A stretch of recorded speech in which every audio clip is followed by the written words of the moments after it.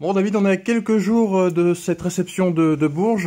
Dans ce championnat de N2 hyper homogène, on dit souvent que c'est important de faire une série de victoires. Alors vous, votre plus belle série, c'est 2 victoires. Mais par contre, l'une de vos forces, c'est que vous n'avez jamais perdu 2 fois de suite. Ça aussi, c'est important. Ouais, c'est vrai. Bah, c'est un championnat où c'est compliqué de faire des séries. Après, le principal, c'est quand même de regarder le nombre de points total qu'on aura à la fin du championnat. Celui qui nous permettra, j'espère, d'une part de nous maintenir, et ensuite d'obtenir la meilleure place possible. Donc, même si à la fin de saison, on a une place qui convient aux ambitions qu'on a en début de saison, et surtout qu'on est maintenu dans le championnat, même si on n'a pas fait 4 ou 5 victoires de suite et que d'autres l'ont fait, si on est encore là, ce sera déjà une bonne chose. Puis c'est bien aussi d'avoir réagi à Andrézieux après la défaite contre Lorient. Voilà, je l'avais déjà dit après Bergerac, mais c'est jamais simple de rebondir après des défaites, mais ce groupe a une capacité de rebond qui est importante. Voilà, de la même façon que quelquefois, sur les matchs, on n'a pas eu le résultat qu'il fallait. Là, on est allé chercher des points à Andrézieux, ce qui n'est pas facile. C'est une équipe qui est plutôt performante à domicile, qui était dans les 3 premières équipes du classement à domicile avant qu'on y aille. Donc c'est bien. Mais maintenant, comme tu le dis, il faut confirmer. Oui. C'est ce qu'on a eu. C'est là où on a eu un peu de mal sur les précédentes journées. Confirmer une victoire, ça fait partie aussi des capacités d'un groupe, et on devra le prouver contre Bourges ici. Bon, et d'ailleurs, à Andrézieux, donc vous gagnez 2-0. Alors c'est des buteurs qu'on n'attend pas forcément sur la ligne des buteurs, plutôt dans la ligne avertissement. C'est donc Baba Touré et Paul Bentaillou. Tout à l'heure, Benoît nous disait donc que ça faisait 12 buteurs différents pour la CFC cette saison en championnat. C'est aussi l'une de vos forces finalement d'être inattendu et surtout, c'est compliqué finalement de cibler un ou 2 éléments chez vous. Ouais, voilà, on a cette saison pas de réels buteurs qui se sont dégagés. Même si Benji Bark en a quand même marqué 5, ce qui est plutôt un très bon total par rapport au poste où il évolue.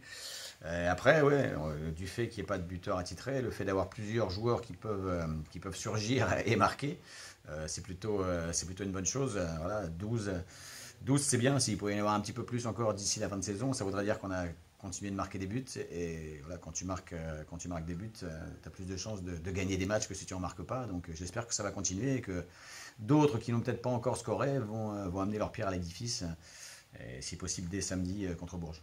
Bon, et puis justement, Bourges, depuis ton arrivée à la CFC, c'est 100% de victoire contre eux, 3 matchs, 3 victoires, 1-0, 1-0 et 1-0. Alors, est-ce que le public de Lebon qui viendra vous voir samedi peut s'attendre à un 1-0 pour vous? Ou c'est plus complexe que ça? Non, c'est plus complexe que ça. À chaque fois qu'on a joué cette équipe de Bourges, ça a été des matchs acharnés, des matchs qui se sont joués à rien. Leur effectif déjà, ils ont un très bon entraîneur, William Prunier, et leur effectif est composé de joueurs de très grande qualité. L'année dernière, ils ont dû finir 3e, je crois, de mémoire. Podium ou top 5, je ne sais plus, mais enfin, oui, podium, je pense. Donc, non, on a certes gagné 1-0 à chaque fois, mais... Je crois qu'ils terminent 3e, et Béziers 4e et Angoulême 5e, voilà. Il me semble. Donc ils font top 3 l'année dernière, ils ont bien renouvelé leur effectif. Non, il y a eu des scores qui ont été étriqués, 1-0, tu l'as dit à chaque fois, mais sur les contenus de match, ils ont eu des temps forts, ils ont eu des temps faibles comme nous, et si chacun de ces matchs s'est terminé par un nul ou par une victoire de Bourges, personne n'aurait crié au scandale. Je crois que la parité aurait été voilà, la logique sur ces 3 matchs-là.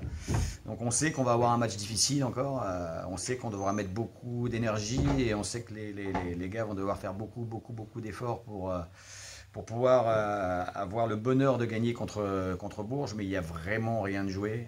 Ils sont juste 3 points derrière nous, ça prouve aussi que c'est une équipe qui a marqué pas mal de points dans ce championnat. Donc on sait par contre que si on les bat, on peut les mettre à 6 points. Donc, et puis ça peut nous permettre d'avoir un total qui, cette fois, nous garantira le fait de rester en N2 la saison prochaine, et pourra peut-être nous permettre de voir un peu plus haut après. Mais voilà, rien ne sera facile contre cette équipe-là, c'est certain. Et d'ailleurs, rapidement pour terminer, on parle souvent de total de points et de places en fin de saison. 49 points l'an dernier, c'est encore faisable de faire mieux cette saison? Ouais, parce que vous êtes potentiellement sur un 51 au maximum? Mathématiquement, c'est encore possible. Après, il faudra jouer chaque match les uns après les autres, être très bien préparé ces matchs déjà, parce que bien s'entraîner, Ça permet pas toujours de gagner, mais ça te donne de meilleures chances de pouvoir gagner les matchs. Donc qu'on se prépare bien cette semaine, qu'on fasse les choses comme il le faut sur le terrain d'entraînement et en dehors dans la préparation invisible, de façon à arriver en meilleure forme possible individuellement et collectivement pour pouvoir éventuellement prétendre à prendre ces 3 points-là et être rassuré quant au départ au maintien. Ça marche. Merci. Ça roule.